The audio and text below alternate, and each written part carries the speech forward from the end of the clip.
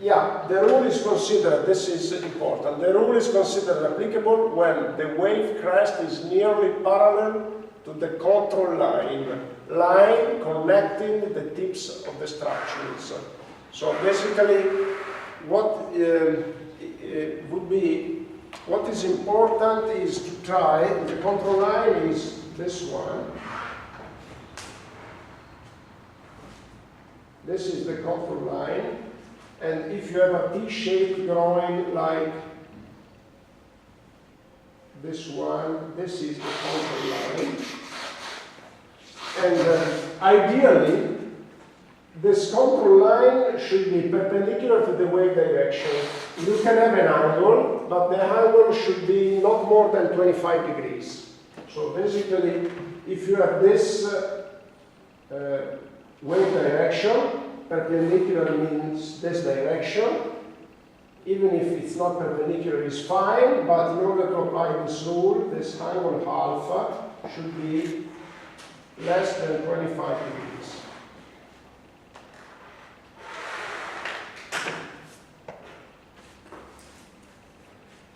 Now you understand what is the reason why you put spures, because they allow you to play with the control line. And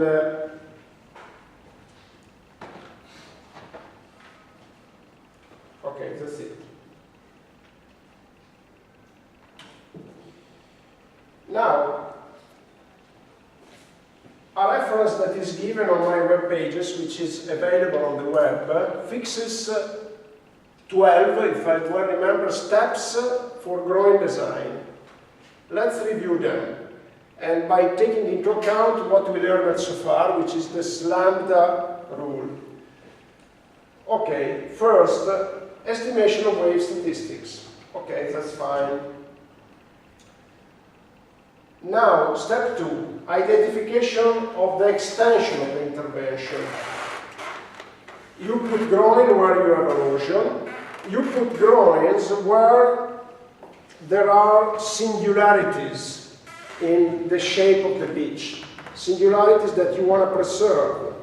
Like, for instance, if you have divergences, a shoreline that is shaped like this, and this is a delicate point for erosion. And therefore, you may decide to put groins here to protect this part. Basically, you have to identify the extension of your intervention. Keep in mind that you have to be careful in avoiding abrupt changes, and therefore your intervention may start with short groins and may end with short groins in order to introduce gradual changes. Okay, and of course, as it is written there, you have to put your intervention where sediment transport is higher. Okay, now step 3, identification of the design location of the post-project berm, or which is equivalent post-project shoreline. So you have to identify where you want to bring your new shoreline.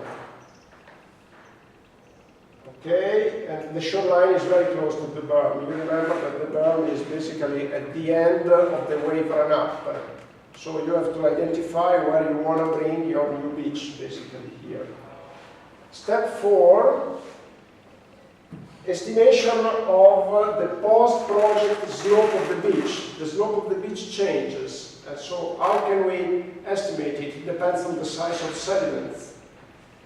So without using physical modeling, the best thing is to try to look at nearby situations where instead of erosion you have accretion. So you walk along the beach until accretion prevails on erosion, and you see what is the slope of the beach that is reached at the end of the intervention, after equilibrium is reached. This is important because, of course, it makes a difference with respect to the location of the new shoreline. Okay. Step 5, prediction of the horizontal distance W between the mean low water and high water shorelines. The distance W that we identified. I go back just a couple of slides. Let me go back. Distance W. It depends on the slope of the beach, as I said. And this distance W is important, we will see why. Okay.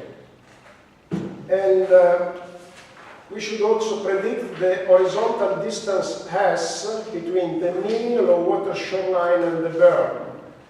Usually it's a few meters only, but it's something that we should try to predict, for instance, by looking at, again, nearby situations with similar sediments and different dynamics of erosion accretion. Where accretion prevails, we can estimate the distance between the berm and the low water shoreline. Usually it's a matter of few meters, as I said. And then identification of the number of beach cells and average gap width G. So how many groins we want to build. And then when we have identified the head width H, basically the total length of the intervention L is given by N, number of cells, times G, spacing between groins, plus H, width of the groin, of the head of the groin. This is very simple. And how many cells should we make? It depends on several drivers. The first driver is the visual. If the beach is attended by tourists, you don't want too frequent groins, because the visual suffers from these structures. The visual suffers from the presence of breakwaters, the visual suffers from the presence of groins. So you definitely don't want too many of them. And therefore, you try to increase G. On the other hand, of course, we know that the effectiveness of groins increases if they are less spaced. So this is something that you have to decide basing on constraints, which may be given by local laws, or the constraints may be given by local administrations. So, for instance, in Italy we have several administrations that are involved in the approval of your design. When we talk about beaches, they are several.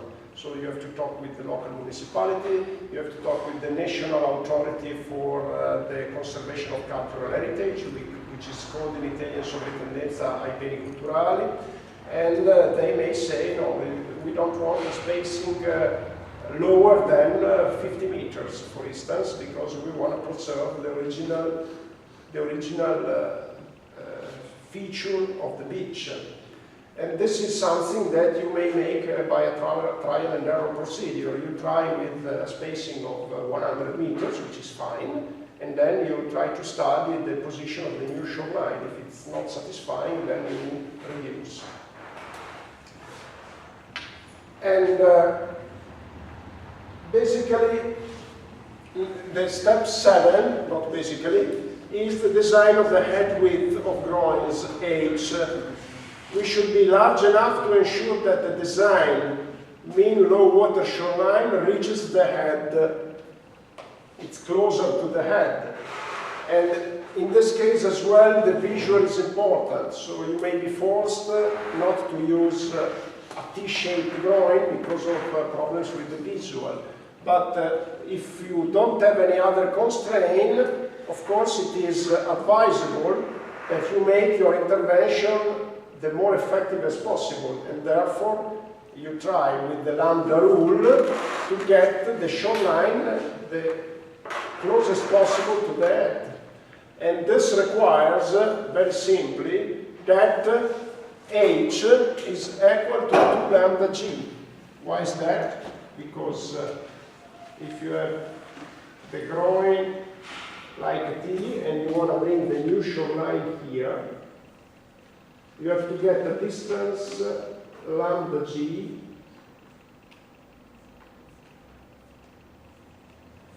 here to here in order to get this shape, new shape. Okay? And therefore, the total H is twice lambda G. As you see, that H equal to lambda G. Everything is clear? First, in step 6, we have L, which is N multiplied to G plus H. But then in step 7, we define H. Yes, yes, we can combine them. Let's look at the next steps. We can combine them, okay? Because basically, okay, let's see. Okay, I move forward. Next step. Positioning of the gaps and heads along a line that is S plus lambda G seaward of the target design berm location. S, remember, is the distance between the berm and the low water shoreline. And therefore, basically, what you do here, so let me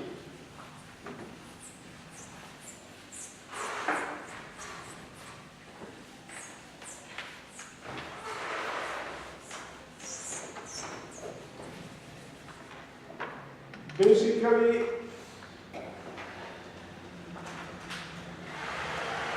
you start from the pre-project situation.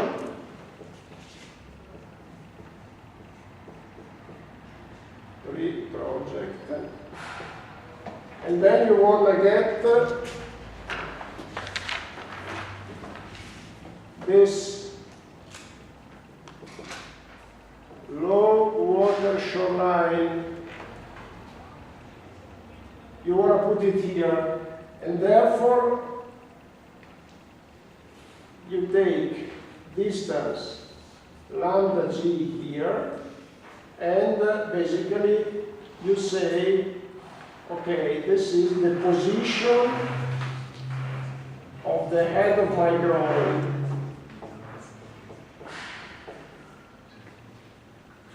Of course, if the groin is a T, the position of the low water shoreline will not be this one. It will be like, let me see if I have a blue one.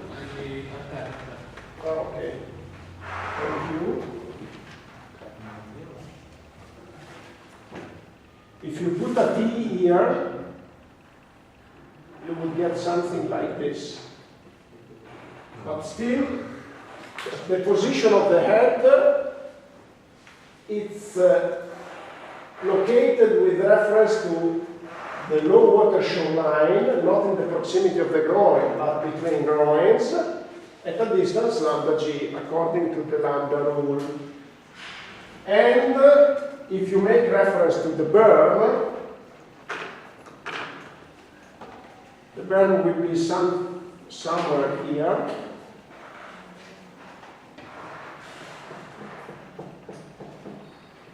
Berm at a distance S.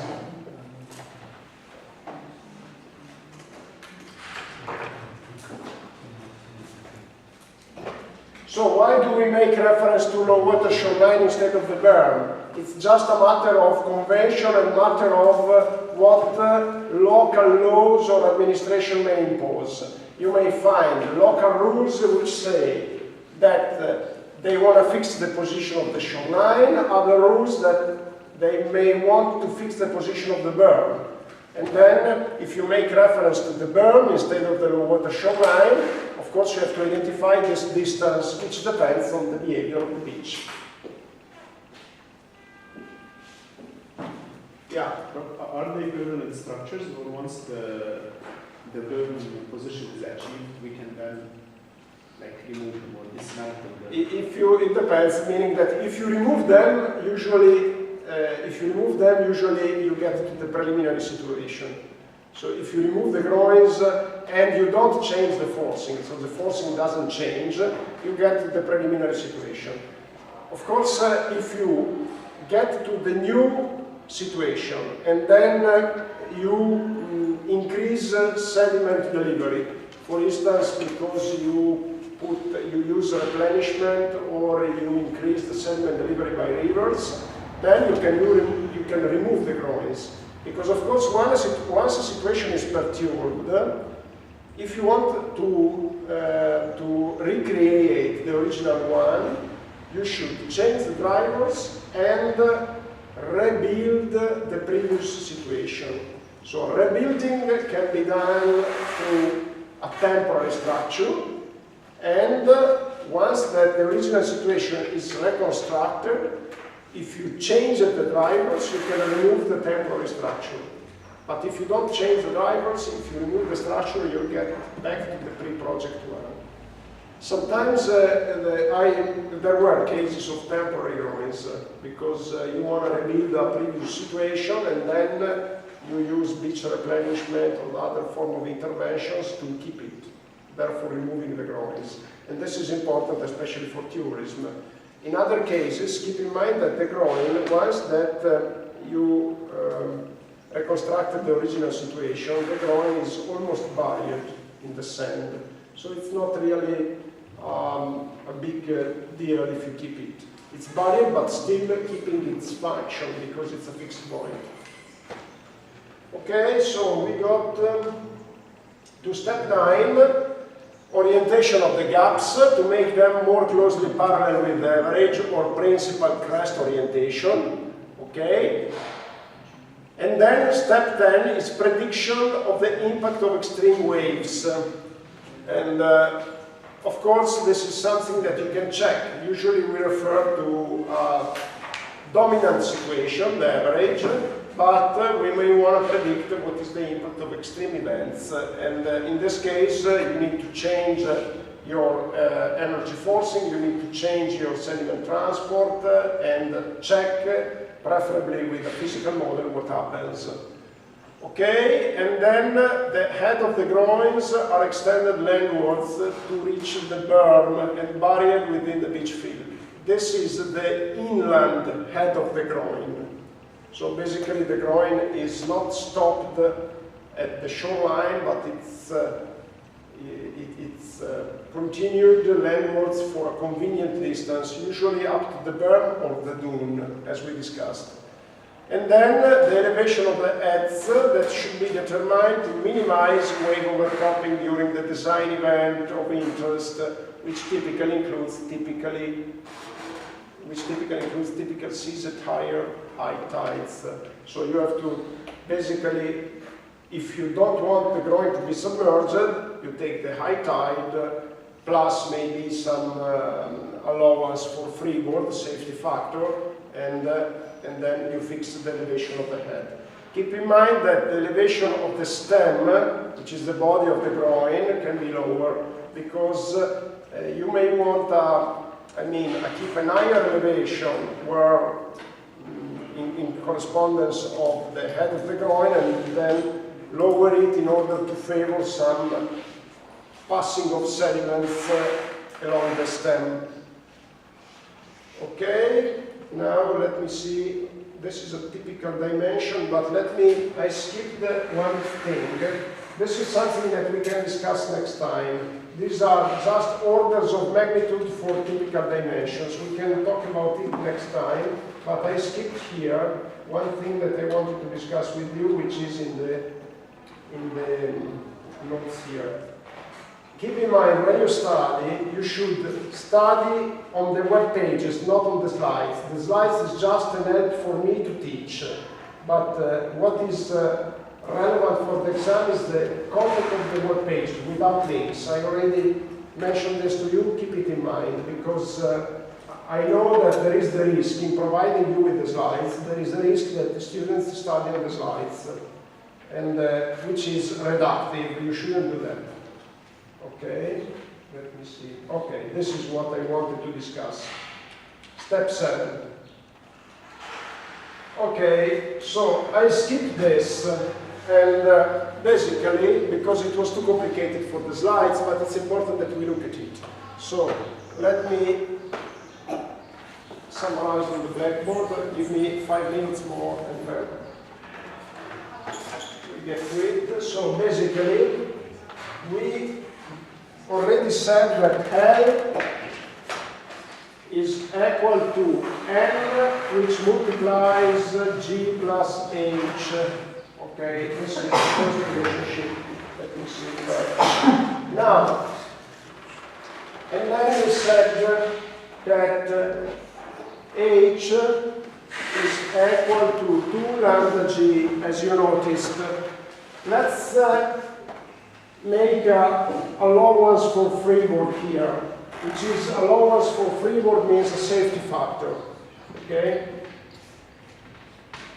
Because this allows us to make really sure that we get to the depth of the ground with the new shoreline. Perfect. We can substitute this here, and therefore we are taking L is equal to N G plus 2 lambda G plus X. Okay? And let's suppose that now we already defined these.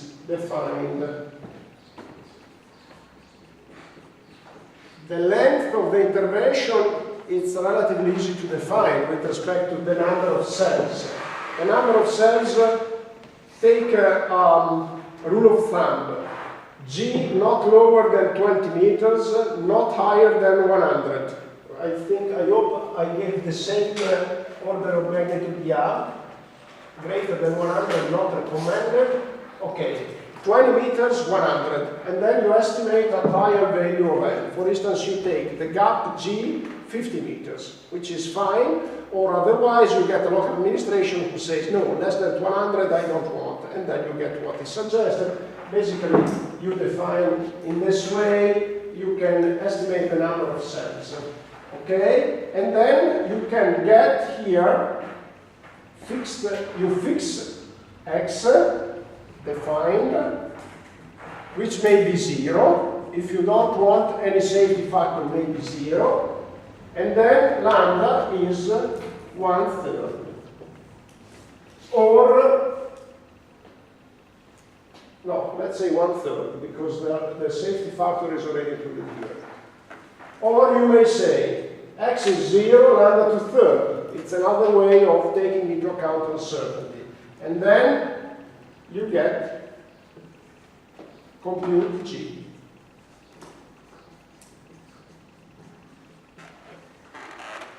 This allows you to compute G, and then once it's computed G, you can compute H. It is very simple. I just wanted to draw your attention on how it works.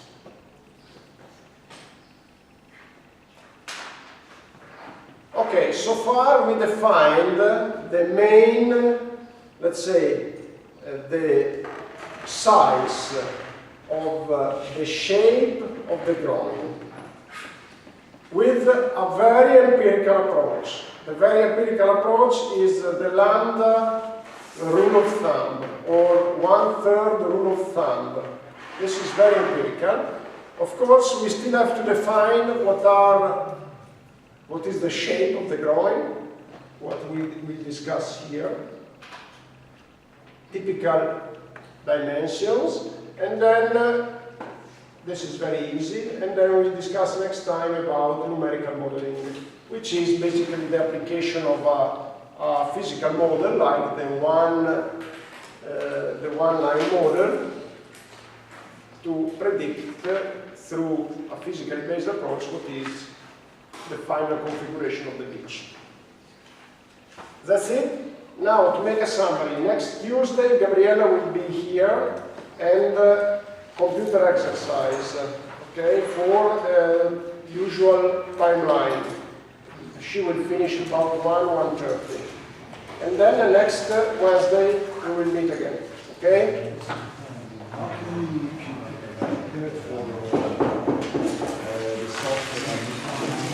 How would you